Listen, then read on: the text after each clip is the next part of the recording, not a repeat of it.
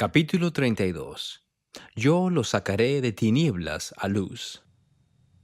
Hacia mediados de noviembre de 1838, los santos de Far West sufrían hambre y las inclemencias del clima. La milicia de Missouri había destruido casas y agotado la mayoría de las provisiones de alimentos de la ciudad. Los cultivos que quedaban en el campo estaban congelados.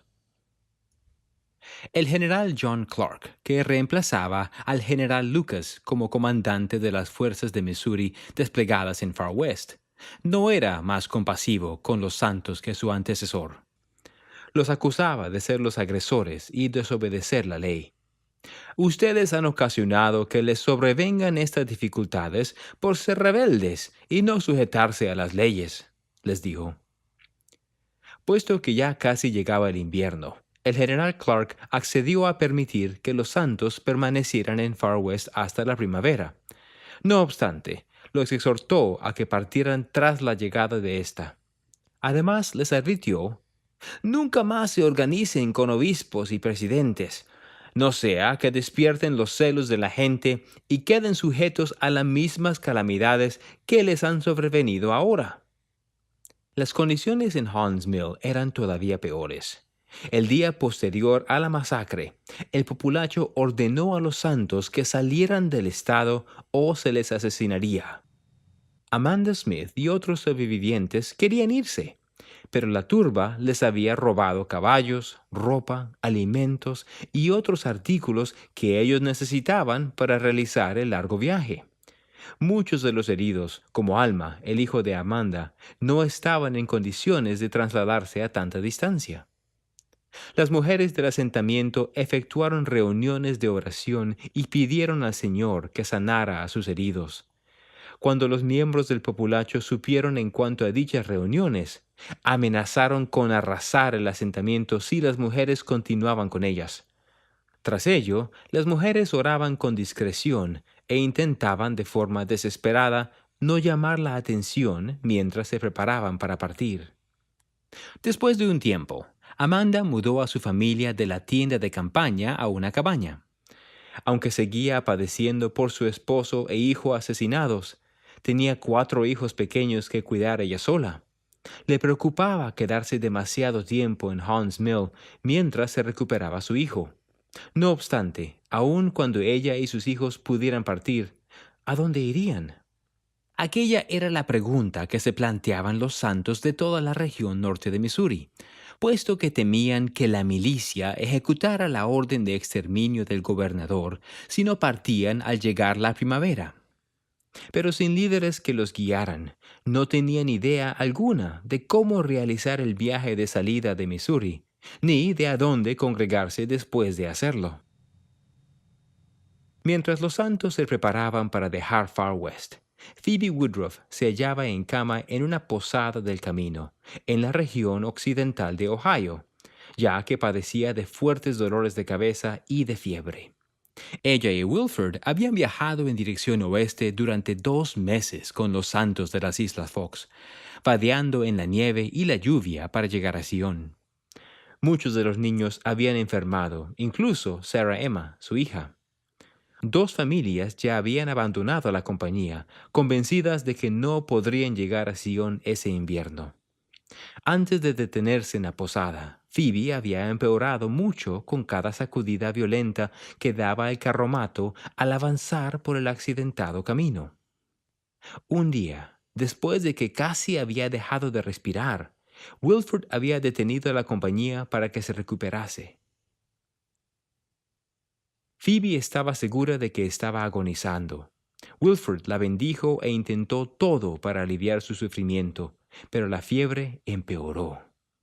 Finalmente llamó a Wilford a su lado, testificó del Evangelio de Jesucristo y lo instó a tener fe en medio de las pruebas. Al día siguiente, dejó de respirar por completo y sintió que su espíritu abandonaba su cuerpo. Phoebe observó mientras Wilford bajaba la mirada para contemplar el cuerpo sin vida, y vio que 2 ángeles entraban en el cuarto. Uno de ellos le dijo que tenía que tomar una decisión. Podía ir con ellos a descansar en el mundo de los espíritus, o regresar a la vida y sobrellevar las pruebas venideras. Phoebe sabía que si se quedaba, el camino no sería sencillo. ¿Deseaba regresar a su agobiada vida con un futuro incierto? Vio el semblante de Woodruff y de Sarah Emma y se decidió rápidamente. Sí, dijo, lo haré. Al mismo tiempo que Phoebe tomó la decisión, la fe de Wilford se vio renovada. La ungió con aceite consagrado, colocó las manos sobre su cabeza y reprendió el poder de la muerte. Al finalizar, Phoebe respiraba de nuevo. Abrió los ojos y vio cómo los dos ángeles salían del cuarto. En Missouri, José, Hiram y los demás prisioneros que estaban en la cárcel de Liberty se acurrucaban juntos en un intento por mantenerse calientes. Gran parte del húmedo y pequeño calabozo se hallaba bajo tierra, rodeado de muros de piedra y maderos de 1.2 metros de espesor. Dos ventanas pequeñas cerca del cielo raso permitían el ingreso de algo de luz, pero no contribuían mucho a eliminar el rancio hedor de la mazmorra. Algunas pilas de paja sucia que se hallaban en el piso de piedra hacían las veces de camas de los prisioneros, y cuando estos estaban tan desesperados como para comer la repugnante comida que les daban, los alimentos en ocasiones les causaban vómitos. Emma visitó a José a principios de diciembre y le transmitió novedades sobre los santos de Far West. Cuando José oyó en cuanto a sus sufrimientos, se indignó más con quienes lo habían traicionado. Dictó una carta para los santos en la que criticaba la traición de esos hombres y los instaba a perseverar. Sión sobrevivirá, aunque parezca estar muerta, les aseguró. El Dios de paz mismo estará con ustedes y preparará una vía para que escapen del adversario de sus almas. En febrero de 1839, la esposa de Hiram, Mary, y la hermana de esta, Mercy, visitaron a los prisioneros junto con el hijo recién nacido de Hiram, Joseph F. Smith. Mary no había visto a Hiram desde antes de dar a luz en noviembre. El parto y un fuerte resfriado la habían dejado demasiado débil como para viajar hasta Liberty. No obstante, Hiram le había pedido que viniera. Además, Mary ignoraba si tendría otra oportunidad de verlo. Ya en la cárcel, el guardia abrió la trampilla y las mujeres bajaron al calabozo para permanecer aquella noche con los prisioneros. Luego cerró la puerta del techo y la aseguró con un pesado candado. Nadie durmió mucho esa noche. El ver a José, a Hiram y a los demás prisioneros demacrados, delgados y sucios en su estrecho lugar de morada dejó atónitas a las mujeres. Hiram tomó en brazos a su hijo recién nacido y habló en voz baja con Mary. Tanto él como los demás prisioneros estaban nerviosos. El carcelero y los guardias siempre estaban en alerta, puesto que se hallaban seguros de que José y Hiram conspiraban para escapar. A la mañana siguiente, Mary y Mercy se despidieron de los prisioneros y subieron para salir de la mazmorra, mientras los guardias las escoltaban a la salida. Las bisagras de la trampilla chirriaron conforme ésta se cerró de un portazo. Durante ese invierno en Far West, Brigham Young y Heber Kimball recibieron una carta de José. La administración de los asuntos de la iglesia recaen sobre ustedes, es decir, los 12, dijo éste. Les indicó que designaran presidente de quórum al de mayor edad de los primeros apóstoles, en reemplazo de Thomas Marsh. David Patton era el mayor, pero había fallecido después de que le dispararan en Crooked River, lo que significaba que Brigham, que en ese momento tenía 37 años, habría de dirigir a los santos en su partida de Missouri. Brigham ya había solicitado la ayuda del Sumo Consejo de Missouri para mantener el orden en la iglesia y tomar decisiones en ausencia de José. Sin embargo, restaba más por hacer. El general Clark había dado tiempo a los santos para abandonar el estado hasta la primavera, pero ya había populachos armados que recorrían a caballo la ciudad y prometían matar a cualquiera que estuviese allí para fines de febrero. Aterrados, muchos de los santos que tenían los recursos habían partido tan pronto como les había sido posible, dejando que los pobres se las ingeniaran solos. El 29 de enero, Brigham instó a los santos de Far West a concertar un convenio para ayudarse mutuamente a evacuar el estado. Les dijo: "Jamás dejaremos a los pobres hasta que estén fuera del alcance de la orden de exterminio". Para garantizar que se atendiera a todos los santos, Brigham y los demás líderes de Far West formaron un comité de 7 hombres para que dirigiese la evacuación. El comité recaudó donativos y artículos para los pobres e hizo una minuciosa evaluación de las necesidades de los santos.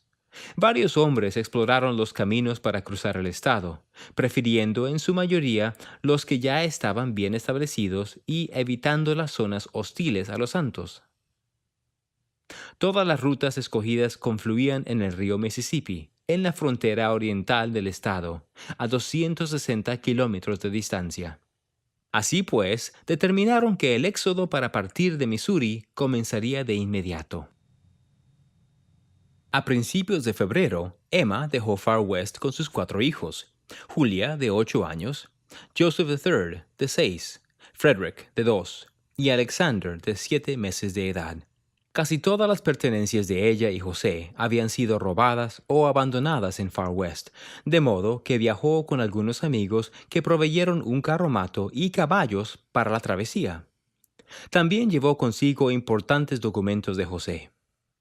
La familia viajó a lo largo de las tierras congeladas de Missouri durante más de una semana. Por el camino, murió uno de sus caballos.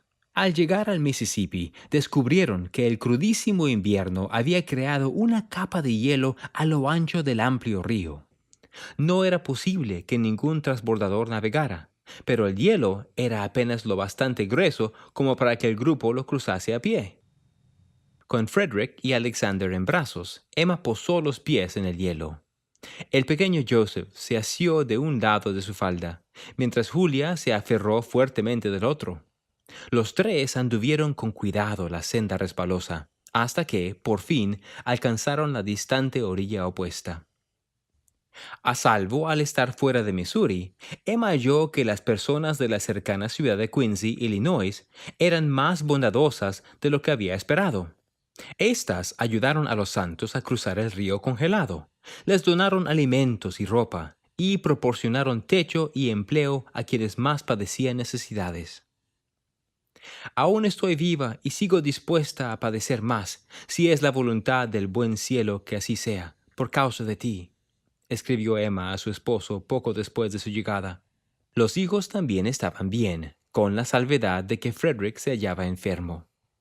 Nadie salvo Dios conoce los pensamientos de mi mente y los sentimientos de mi corazón al dejar nuestro hogar y casa, y casi todo lo que poseíamos, a excepción de nuestros hijitos, y emprender el viaje para salir del estado de Missouri, dejándote encerrado en esa cárcel solitaria, manifestó Emma.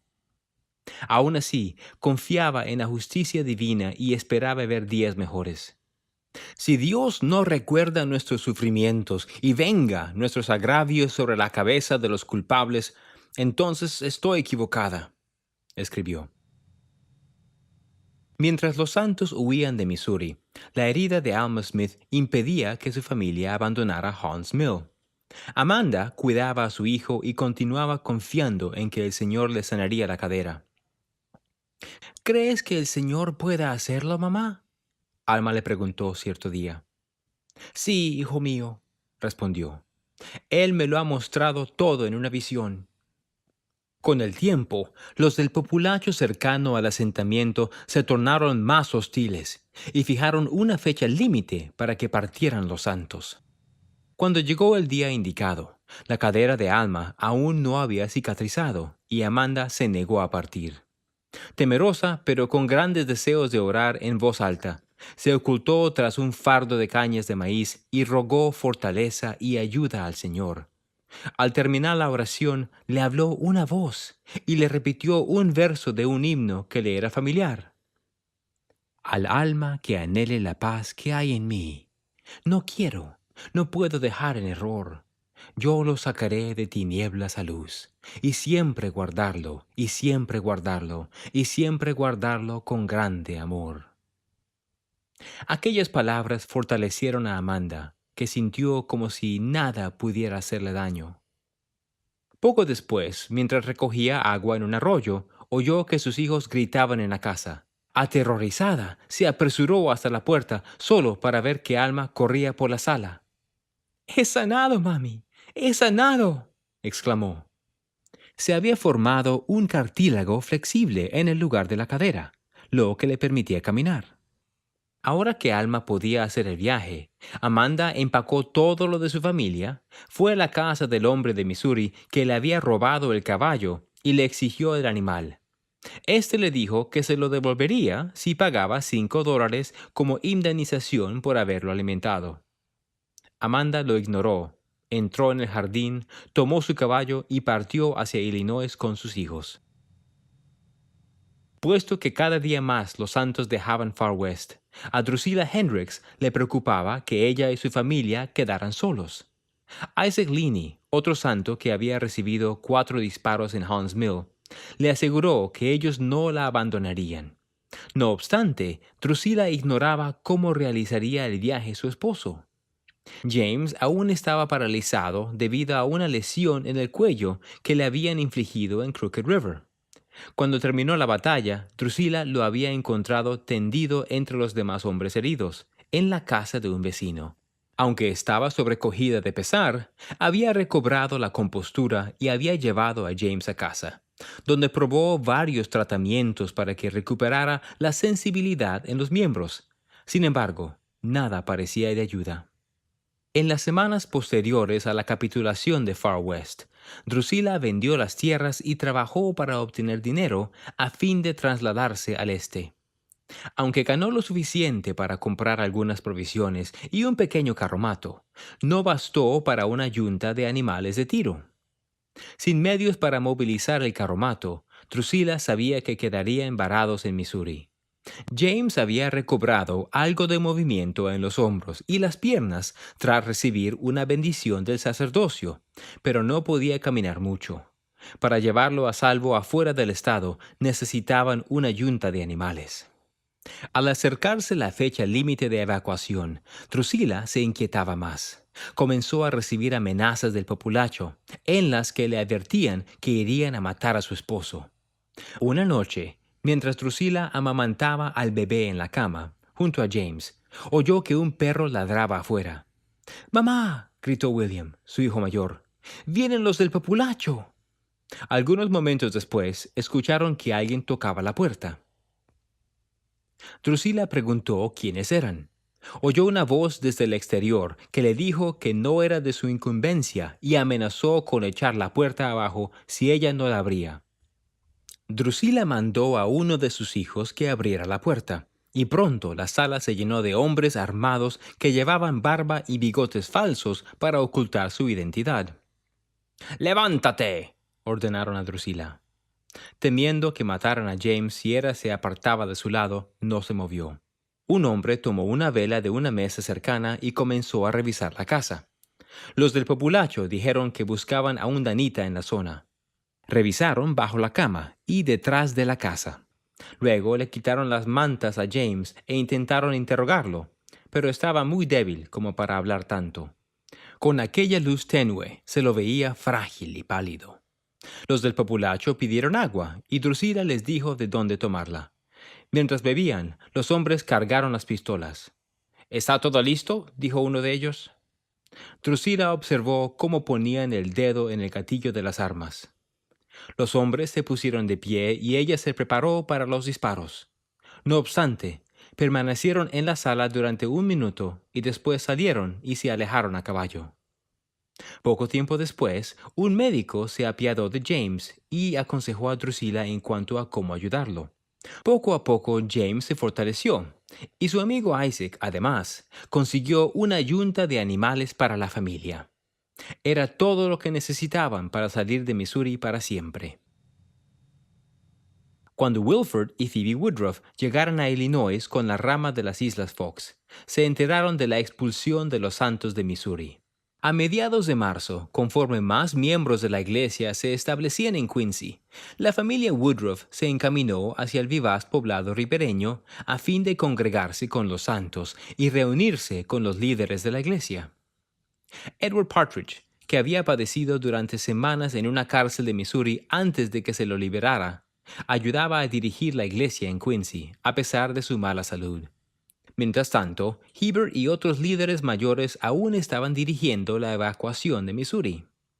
Wilford y Phoebe hallaron que Emma y sus hijos vivían en casa de Sarah y John Cleveland, un juez local. Además, vieron que los padres y hermanos del profeta ahora vivían en Quincy y sus alrededores, al igual que Brigham y Mary Ann Young, John y Lenora Taylor. Al día siguiente, Brigham anunció que el comité de evacuación de Far West necesitaba dinero y yuntas de animales para ayudar a que 50 familias pobres salieran de Missouri. A pesar de que los santos de Quincy también eran pobres, les pidió que ayudaran caritativamente a quienes estaban en una situación económica peor. En respuesta, los santos donaron $50 y varias yuntas de animales. Wilford fue a orillas del río Mississippi al día siguiente a visitar un campamento de miembros de la iglesia recién llegados. El clima era frío y lluvioso, y los refugiados se hallaban acurrucados en el lodo, cansados y hambrientos.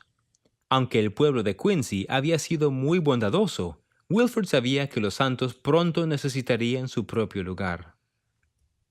Por fortuna, el obispo Partridge y otras personas habían hablado con un hombre llamado Isaac Galland, que quería venderles algunas tierras pantanosas junto a un recodo del río, al norte de Quincy. No era ni por asomo la tierra en la que fluía leche y miel que ellos imaginaban para Sion, pero era fácil de obtener y podría ofrecer un nuevo lugar de recogimiento para los santos.